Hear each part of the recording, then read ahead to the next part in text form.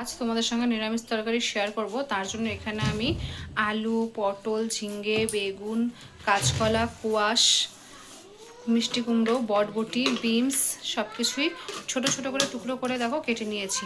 একটু কাটার সাইজটা কিন্তু খুবই ছোট। আর তার সঙ্গে মূলা তো রয়েছে, কারণ নিরামিষ তরকারিতে মূলা ছাড়া কিন্তু তরকারিই হয় না। তো এগুলো আমি এখানে কেটে নিয়েছি। এবার এটাকে ধুয়ে ভালো করে পরিষ্কার করে রেখে দেবো।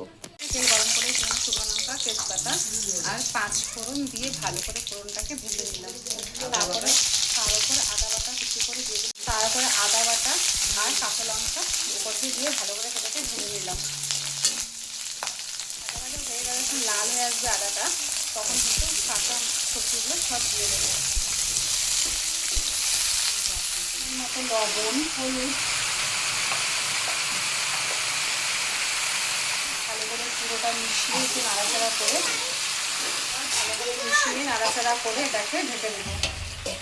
এইভাবে ঢাকা রেখে একটু নাড়াচাড়া করে তারপরে একটু সামান্য জল দিয়ে আবার একটু নাড়াচাড়া করে দেখো এরকম আঠা আঠা হয়ে যাবে। দেখবে একটু মাখা মাখা আঠা আঠা হয়ে গেছে, তখন বুঝবে যে তরকারিটা হয়ে গেছে। এটা কিন্তু রসা রসা ভালো লাগে না, আবার এখন শুকনোও ভালো লাগে না। এরকম একটু মাখা মাখা থাকবে, সেটাই কিন্তু ভালো লাগে। আর নামানোর আগে সামান্য পরিমাণে চিনি দিতে হবে। এটা বাঙালির রান্নার একটা মেন টিপস। চিনি না দিলে কিন্তু সেই রান্নাটার কোনো টেস্টই হয় না। সামান্য পরিমাণে দিতে হবে একটু ঘি। এটা অপশনাল, তোমরা চাইলে দিতে পারো, না চাইলে নাও দিতে পারো। এটা যারা পছন্দ করো তারা কিন্তু দিয়ে খেতে পারো। এটা কিন্তু দারুণ একটা ফ্লেভার আসছে তরকারির মধ্যে।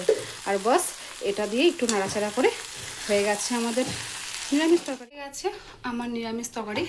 দেখে কেমন লাগছে তোমরা অবশ্যই কমেন্ট করে জানাবে। আর এভাবে তোমরা বাড়িতেও বানিয়ে খেয়ে দেখবে, অবশ্যই ভালো লাগবে।